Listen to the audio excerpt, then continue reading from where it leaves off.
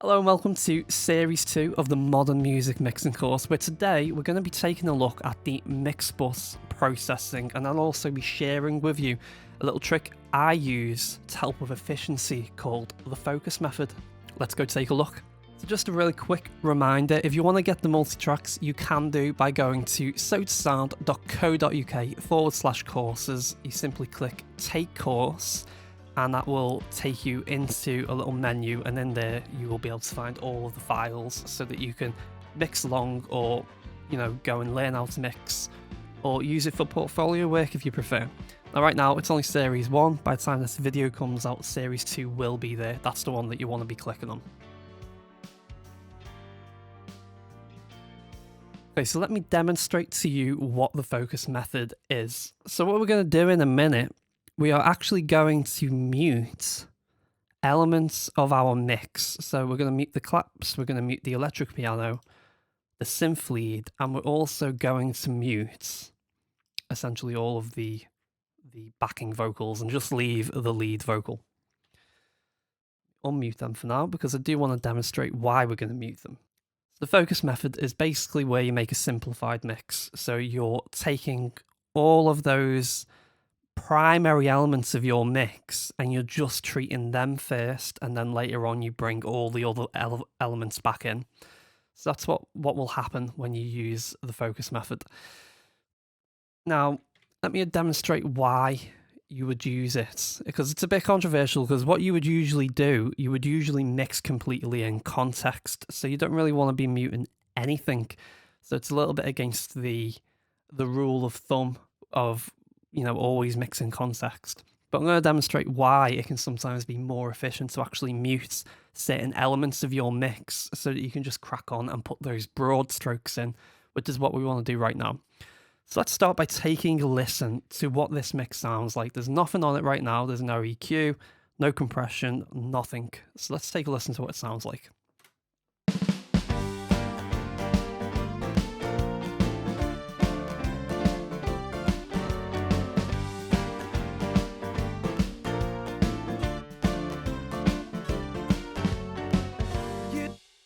So as you heard then, it's a very dull sound. There's not a lot of definition in the top end, not a lot of impact in the lows. Very mid-range heavy, which is very typical of a track which is not mixed at all. It's got no EQ, no compression, so nothing's very well defined right now. So let's go and try and get some of that nice definition and impact by using an EQ and see what happens without muting. I'm going to get a top end shelf. Let's go and set this in the right place.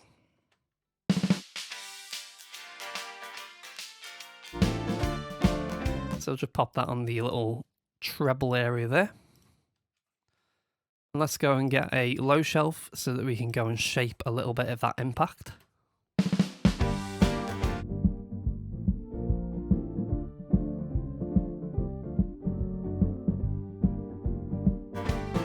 Okay, so we'll probably place it about there. Let's just take another listen, check that.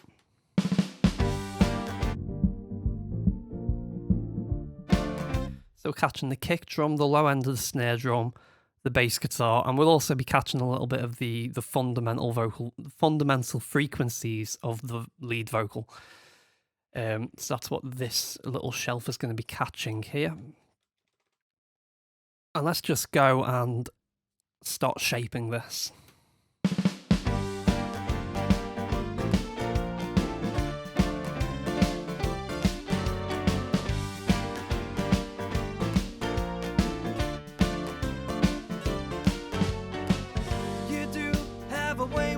Actually going to add another shelf here. And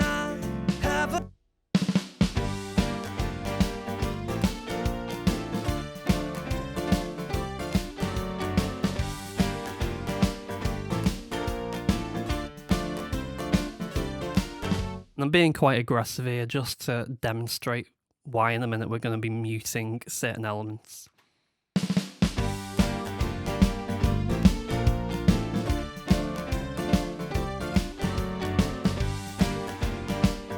Bypassed. You do have a way with me. You and I have a love. And here it is, not bypassed. Everlasting throughout time, you and I will see the world far beyond the horizon.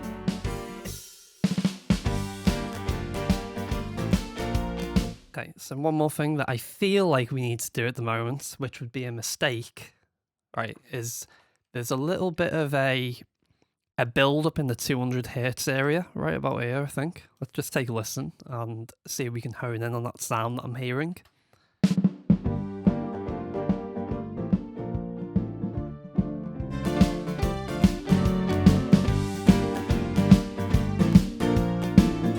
It's about there.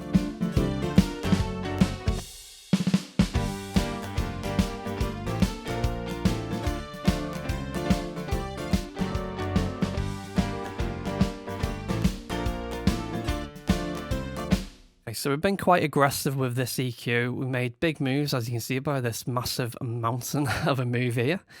But there's a few mistakes that we've got here. First and foremost, this big hill is making these claps, to my ears, sound very, very aggressive. Like the percussiveness of a clap, it's obviously quite a percussive element. So I'm feeling like I need to bring this down to about there.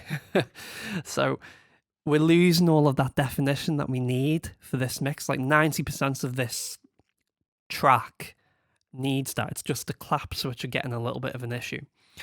Now, we've done this little dip here, and we've got a few negative things that this dip is doing. So first and foremost, it's going to thin out the snare drum, which may or may not be a good thing. We don't really know at this point. The other thing it's doing is it's thinning out the vocal, and it's also interfering with some of the bass guitar as well.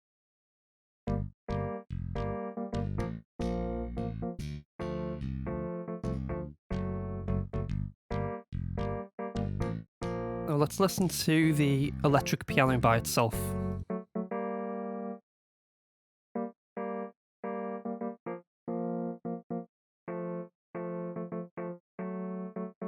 Right, okay, so what you can hear is the electric piano is a very warm sound right now, and it's kind of fighting with the bass guitar, and that's part of the reason why I felt like we needed to take a little bit of that 200 away. So this is where the focus method comes in. So I'm going to get rid of that EQ, and I'm going to show you what we eventually ended up doing on the mix bus. So it was something like this. See, we got a little bit of a dip there, but not as much of a dip that we had on the original EQ. Now, if I mute the claps, I'm also going to mute the electric piano. I'm going to mute the synth lead. The reason we ended up muting the synth lead is because it's quite a wide sound, and it's also quite a harmonically rich sound. So judging what we want to do with it at this moment in time is, we don't really know. At least I don't know. So I'm just muting it, and then I'm going to bring it back in later and make it work. And then we're also going to mute the vocal doubles and the vocal harmonies, so that all we have left over is the vocal lead. So what we've ended up with is this simplified mix. Here's what it sounds like.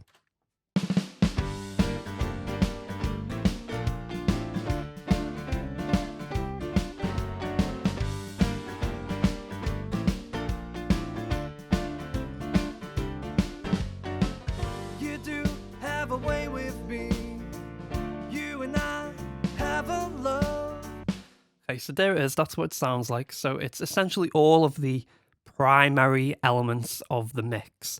What this is going to allow us to do is essentially focus our attention on the most important parts of this mix, and then bring in these extra parts later on and make them fit around what parts we've prioritized, essentially. So with the claps mixed, we can EQ the top end the way that we want. With the electric piano muted, we're not worrying about taking a little bit of that 200 away. We've taken a little bit away because of the way this high shelf is shaped, but not a lot. With the synth lead mix, that's just a little bit of a more complicated thing because it's quite a wide sound and a harmonically rich sound. So we're just going to figure that out later on. Now the vocals, all of these got muted because I'll actually demonstrate this for you right now. Let me play you the verse. You do this thing to me, you make me smile with your style. You know, I'll try my best to make you joyous to the fullest.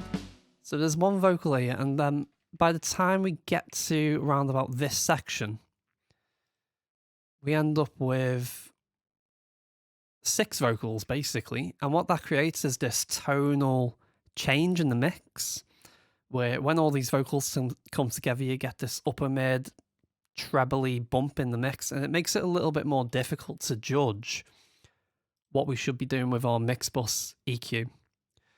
So essentially the idea is we're just simplifying our job a little bit and keeping things a little bit more stable at this early point in the mix.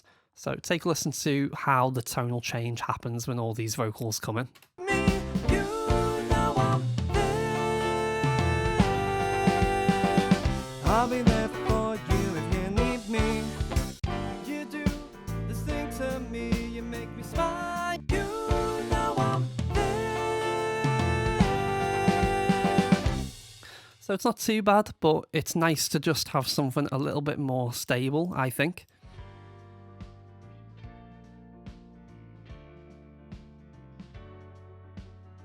Okay, so how do you choose what to mute? Every track's a little bit different, and to be honest with you, I don't use the focus method that often.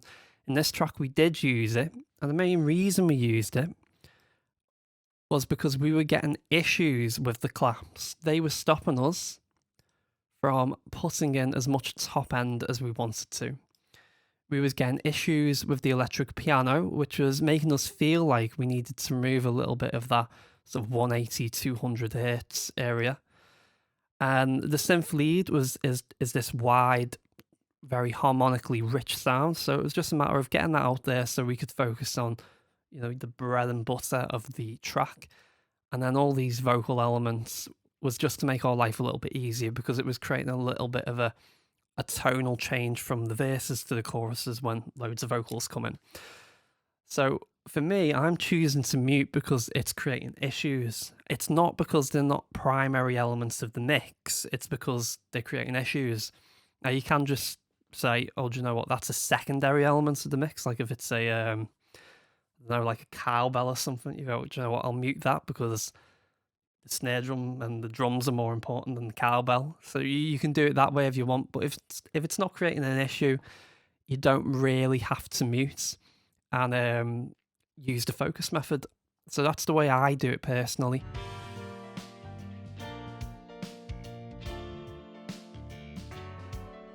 It's essentially about improving efficiency. So you don't want to be spending, 8, 16 hours mixing one track. You want to get down to around between 2 to 4 hours.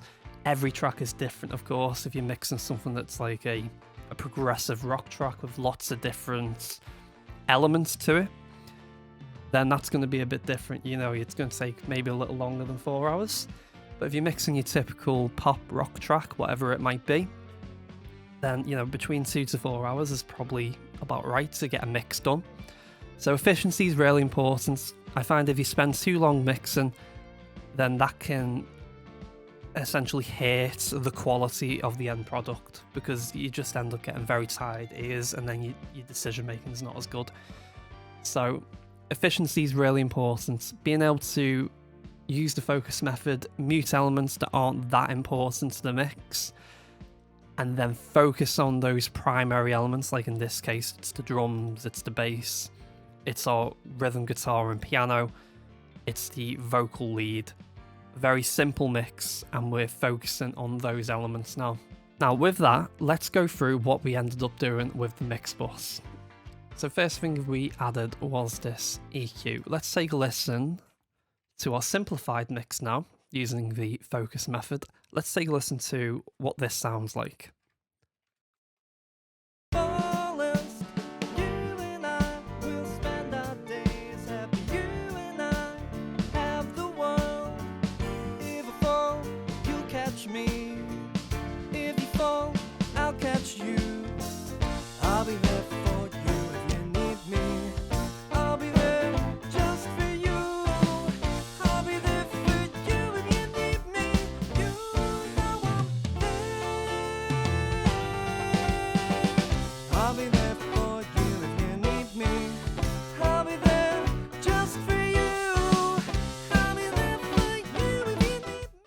Okay, so as you could hear then, we were changing between bypassed and not bypassed.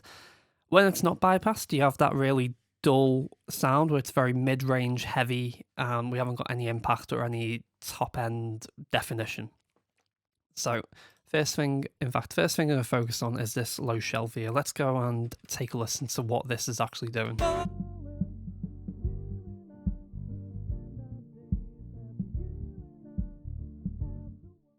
So we're just boosting a little bit of the thump of that kick drum up. We're also catching some of the chestiness of the vocal. We're bringing some of that out. The low end of the snare drum, that very low fundamental of the snare drum, that thump of the snare drum is just getting brought out a little bit.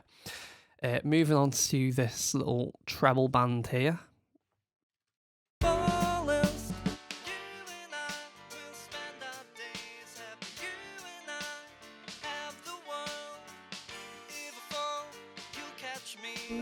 So very much focused on the vocal there, bringing out a little bit of definition in the vocal, and also a little bit of that top end of the rhythm section with the guitar and the piano. And up here, I'm assuming what we're doing here is bringing out essentially air in the track.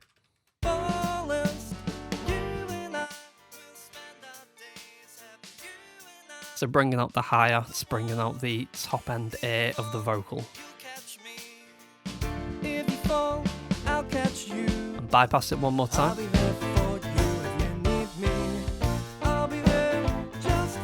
So you can hear how dull that goes. You can hear how this brings out a nice little bit of definition in that top and just a little bit more impact. Now moving on, what have we done here? We've went into the virtual mix rack and we are using the virtual mix bus. Let's take a listen to what that's doing. We'll start in bypass.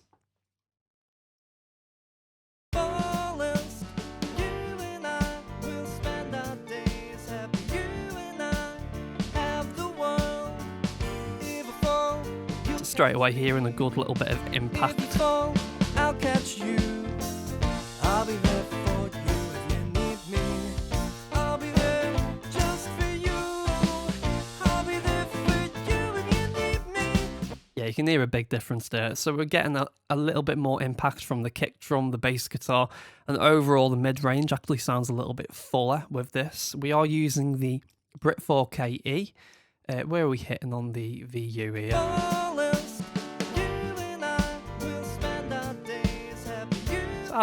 Averaging around the sort of 10.8 area, 10.5 area, and then the snare drum is obviously taking us up to the 3. Okay, so we're not hitting it too hard.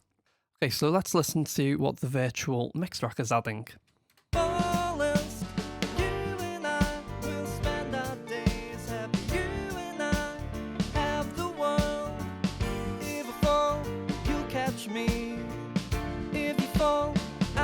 You. I'll be there for you if you need me. I'll be there just for you. I'll be there for you if you need me. You know I'm there. Yeah, so it's just adding a little bit more of that fullness in the low end. You can really hear it in the kick drum and the bass guitar. What I should mention is we are doing a little bit of bass alignment. So even with that minus 1.5 dB bass alignment, we're still getting a little boost in the low end with the kick drum and bass. It's filling out the vocal a little bit more. So it's doing a lot of stuff. Overall, just giving us a fuller sound. Right, so now what we should do is get all of these up and we'll do a full A/B of the entire mix bus process to see what we've done. So we'll start in bypass. You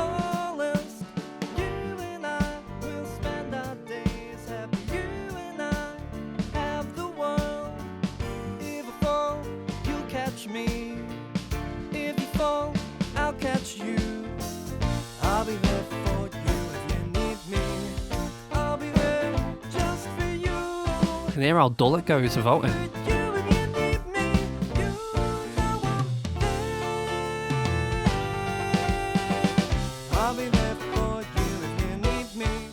Okay, so as you just said, we're essentially gaining a lot more fullness in the low end and even in the mid-range, even though we've essentially took a little bit away of the mid-range away, I should say, using SEQ. But we're also getting a lot more top-end sparkle. I think we would attribute that mainly to this. So overall, better definition, more impact, a much more fuller sound. Right, that's everything. Thank you very much for watching. I'll catch you next time.